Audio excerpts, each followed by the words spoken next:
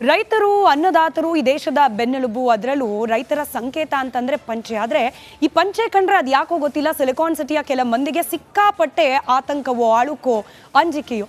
ಹಿಂದೆ ಮೆಟ್ರೋದಲ್ಲಾಗಿತ್ತು, ಇವತ್ತು GT ಮಾಲ್ನಲ್ಲಿ ಏನಾಯ್ತು ಪಂಚೆ ವಿಚಾರಕ್ಕೆ ಸಂಬಂಧಪಟ್ಟಂತೆ ಅದರ ಒಂದು ವರದಿ ನಿಮ್ಮ ಮುಂದೆ.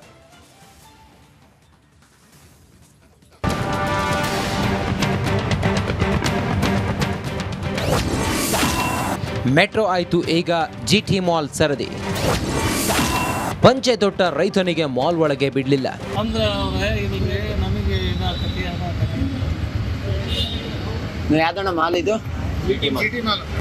ಕೇಳಿಸಿಕೊಂಡ್ರಲ್ಲ, ಇದು ಅನ್ನದಾತನ ಮಾತು.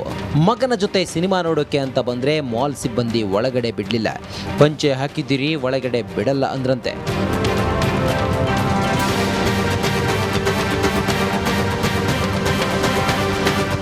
ಬೆಂಗಳೂರಿನ ಮಾಗಡಿ ರಸ್ತೆಯಲ್ಲಿರುವ GT ಮಾಲ್ಗೆ ತಂದೆ ಮಗ ಸಿನಿಮಾ ನೋಡೋಕೆ ಅಂತ ಬಂದಿದ್ರು. ಆದರೆ ನೀವು ಪಂಚೆ ಹಾಕಿದ್ದೀರಿ, ಒಳಗೆ ಪ್ರವೇಶ ಇಲ್ಲ ಅಂತ ಮಾಲ್ ಸೆಕ್ಯೂರಿಟಿ ರೈತನಿಗೆ ಅವಮಾನಿಸಿದ್ದಾರೆ.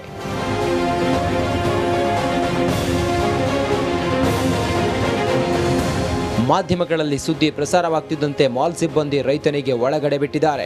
ಇನ್ನು ರೈತನಿಗೆ ಅವಮಾನಿಸಿದ GT ಮಾಲ್ ಸೆಕ್ಯೂರಿಟಿ ಸಿಬ್ಬಂದಿ ವಿರುದ್ಧ ಆಕ್ರೋಶ ಹೊರಹಾಕಿದ್ದಾರೆ. ಪಂಚೆ ಹಾಕೋ ಮಂದಿರೋರ್ಗೂ ಅಲೋ ಮಾಡ್ಬೇಕು ಅನ್ನೋದು ಅಷ್ಟೇ ನಮ್ಮ ರಿಕ್ವೆಸ್ಟ್ ಸರ್. ಅಂದರೆ ಈಗ ನಂತರನೇ ತುಂಬ ಜನ ಪಾಪ ಅವ್ರಿಗೂ ತಂದೆ ತಾಯಿನ ಮಾಲಲ್ಲಿ ಕರ್ಕೊಂಬರ್ಬೇಕು, ಸಿನಿಮಾ ತೋರಿಸ್ಬೇಕು, ಮಾಲ್ ತೋರಿಸ್ಬೇಕು ಅನ್ನೋ ಆಸೆ ಇರುತ್ತೆ. ಈ ಥರ ಮಾಲ್ಗಳಲ್ಲಿ ಅಲೋ ಮಾಡದೇ ಇದ್ರೆ ಅಂದರೆ ಹೆಂಗೆ ಕರ್ಕೊಂಬರೋಕ್ಕಾಗತ್ತೆ? ಅವ್ರಿಗೆ ಪ್ಯಾಂಟ್ ಹಾಕೋದು ಕಂಫರ್ಟ್ ಇರೋಲ್ಲ, ಅವ್ರಿಗೆ ಪ್ಯಾಂಟ್ ಯಾವಾಗ ಹಾಕಿರಲ್ಲ, ಪಂಚೆನೇ ಕಂಫರ್ಟ್ ಇರುತ್ತೆ. ಪಂಚೆ ಹಾಕೊಂಬಂದಿರೋರ್ಗೆ ಅಲೋ ಮಾಡಬೇಕು ಅವರು. ಈಗ ಅಲೋ ಮಾಡಿಲ್ಲ ಅಂದರೆ ಬೇಜಾರಾಗುತ್ತೆ ಅಷ್ಟೇ. ಕೆಲ ದಿನಗಳ ಹಿಂದೆ ನಮ್ಮ ಮೆಟ್ರೋದಲ್ಲಿ ರೈತನಿಗೆ ಅವಮಾನಿಸಿದ್ದ ಘಟನೆ ನಡೆದಿತ್ತು. ಇದೀಗ GT ಮಾಲ್ನಲ್ಲೂ ಇಂಥ ಘಟನೆ ನಡೆದಿದ್ದು ಸಾರ್ವಜನಿಕರು ಆಕ್ರೋಶಕ್ಕೆ ಕಾರಣವಾಗಿದೆ. ಸಾರ್ವಜನಿಕರು ಆಕ್ರೋಶ ಹೊರಹಾಕಿದ್ದಾರೆ. Bureau report, republic Kannada.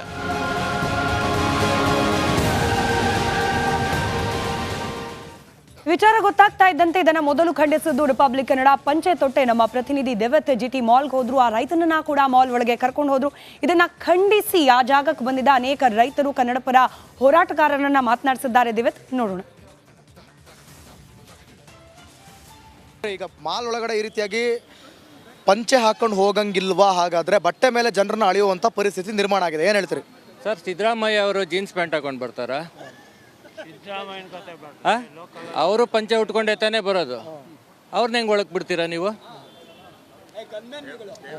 ದೇವೇಗೌಡರು ಪಂಚೆ ತಾನೇ ಉತ್ತುಡು, ಅವ್ರೇನಾರು ಲೆಗಿನ್ಸ್ ಏನಾರು ಹಾಕೊಂಡು ಬರ್ತಾರಾ?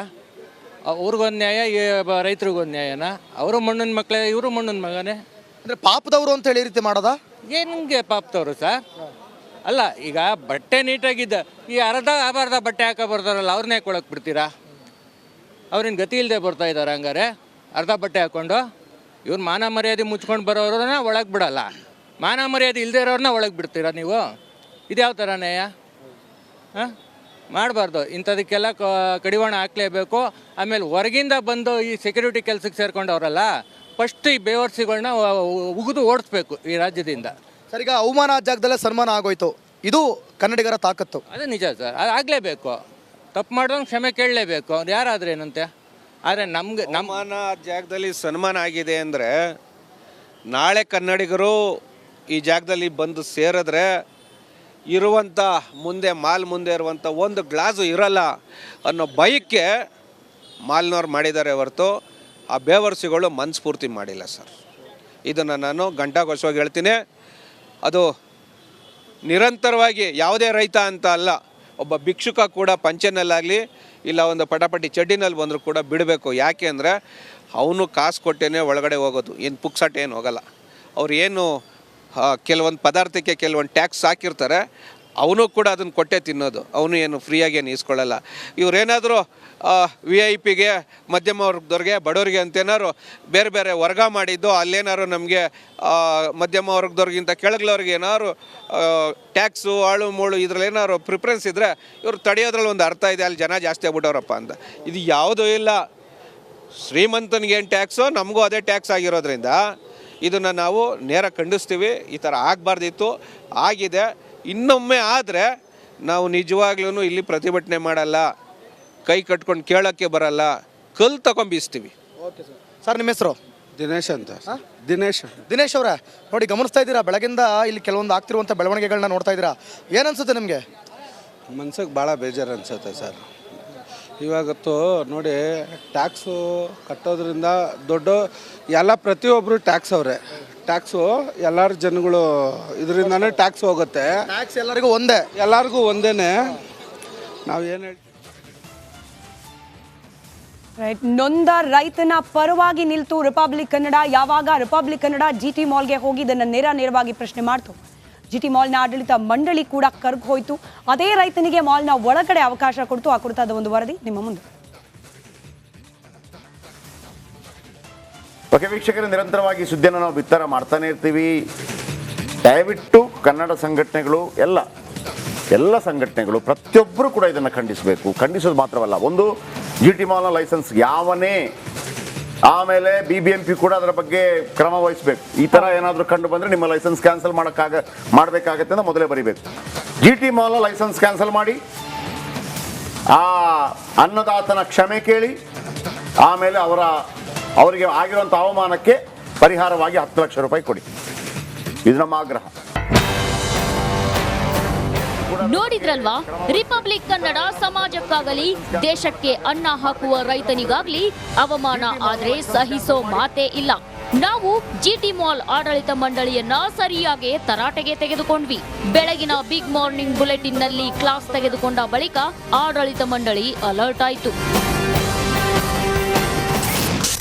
ರೈತರಿಗೆ ಅವಮಾನ, ಮಾಲ್ ವಿರುದ್ಧ ಪ್ರತಿಭಟನೆ.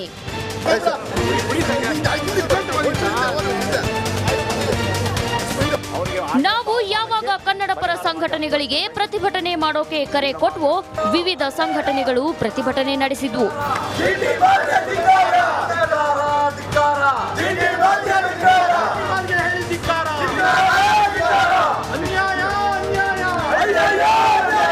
ಇಡೀ ರಾಜ್ಯದ ಕನ್ನಡಿಗರಿಗಾಗಿರ್ತಕ್ಕಂಥ ಅವಮಾನ ಸರ್.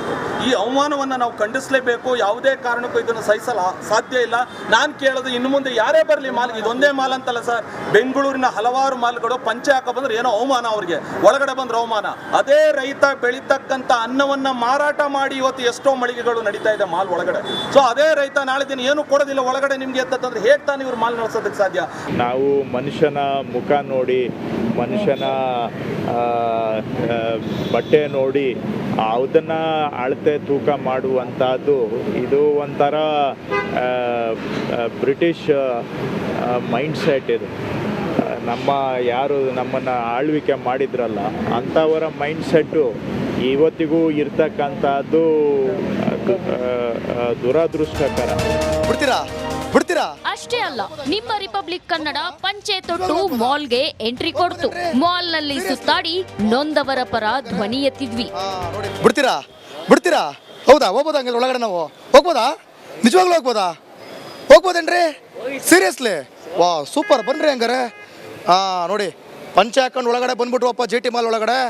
ಯಾರು ಬರಂಗಿಲ್ವಾ? ಹಾಗಾದ್ರೆ ಏನ್ ನಿಮ್ದೆ ನೀವೇ ಅಂತ ಅನ್ಕೊಂಡ್ಬಿಟ್ಟಿದ್ದೀರಾ? ಹಂಗಾರೆ ಚಡ್ಡಿ ಅರ್ಧಬರ್ಧ ಬಟ್ಟೆ ಹಾಕೊಂಡು ಬರ್ಬಾರ್ದೇನ್ರಿ ಒಳಗಡೆ? ಹುಡುಗಿರು ಬಂದು ಅರ್ಧಬರ್ಧ ಬಟ್ಟೆ ಹಾಕೊಂಡು ಲಲ್ಲೆ ಹೊಡಿತಾರೆ, ಅದಕ್ಕೆಲ್ಲ ಪ್ರೋತ್ಸಾಹ ಮಾಡ್ತೀರಾ? ಇದೇನ ನಮ್ಮ ಕಲ್ಚರು? ಇದೇನ್ರಿ ನಮ್ಮ ಕಲ್ಚರು? ನೋಡಿ, ಗಮನಿಸ್ತಾ ಇದ್ದೀರಲ್ಲ, ಮಾಲ್ ಒಳಗಡೆ ಸುತ್ತಾ ಇದೀವಿ. ರಿಪಬ್ಲಿಕ್ ಕನ್ನಡ ಮಾಲ್ ಒಳಗಡೆ ಬಂದಿದ್ದೀವಿ, ಮತ್ತೊಬ್ಬ ರೈತರನ್ನ ಕರ್ಕೊಂಡು ಬಂದಿದ್ದೀವಿ. ಯಾವಾಗ ಆಕ್ರೋಶ ವ್ಯಕ್ತವಾಯಿತೋ, GT ಮಾಲ್ ಮ್ಯಾನೇಜರ್ ಕ್ಷಮೆ ಕೇಳಿ ರೈತರಿಗೆ ಹಾರ ಹಾಕಿ ಸನ್ಮಾನಿಸಿದ್ದಾರೆ. ಆಗಿರೋ ಘಟ್ಲೆ ಏನೂ ಗೊತ್ತಿಲ್ಲ, ಅದ್ರ ಬಗ್ಗೆ ನಾನು 100% ಫಸ್ಟೇ ಸಮಯ ಕೇಳ್ತಾ ಇದ್ದೀನಿ. ಹಂಗೆ ಆಗಿರಬಾರ್ದು. ಬಟ್ ಈ ಮಾಲ್ ಓಪನ್ ಆಗಿ 8 ವರ್ಷ ಆಯಿತು ಸರ್. ಈ 8 ವರ್ಷದಿಂದ ಇದು ಫಸ್ಟ್ ಇನ್ಸಿಡೆಂಟ್ ಥರ ಆಯಿತು. ನಾವು ಮಾಲ್ ಪರವಾಗಿ ಸಮಯ ಕೇಳ್ತೀವಿ ಸರ್. ಹಿಂಗೆ ಆಗಬಾರ್ದು. ನಾವು ರೈತರಿಗೆ ಗೌರವಿಸ್ತೀವಿ, ಅವ್ರು ಸನ್ಮಾನ ಮಾಡ್ತೀವಿ. ಇದು ಎನ್ಸ್ಫೋರ್ತ್ ಈಗ ಆಗಲ್ಲ ಸರ್. ಯಾವಾಗ್ಲೂ ನೊಂದವರ ಪರವಾಗಿರೋ ನಿಮ್ಮ ರಿಪಬ್ಲಿಕ್ ಕನ್ನಡ ನ್ಯಾಯ ಸಿಗೋವರೆಗೂ ಬಿಡೋ ಮಾತಿಲ್ಲ ಅನ್ನೋದಕ್ಕೆ ಈ ಸುದ್ದಿಯೇ ಸಾಕ್ಷಿ. ರೈತರನ್ನ ಕರ್ಕೊಂಡು ಬಂದಿದ್ದೀವಿ, ಹೆಂಗ್ರಿ ಬಿಡಲ್ಲ ಇನ್ಮೇಲೆ. ಇದು ಬೆಂಗಳೂರಿನ ಕರ್ನಾಟಕದಲ್ಲಿರುವ, ಇಡೀ ದೇಶದಲ್ಲಿರುವ ಯಾವುದೇ ಮಾಲ್ ಆಗ್ಲಿ ಒಳಗಡೆ ಬಿಡಬೇಕು. ಬಿಡ್ತೀರಾ? Bureau report, republic Kannada.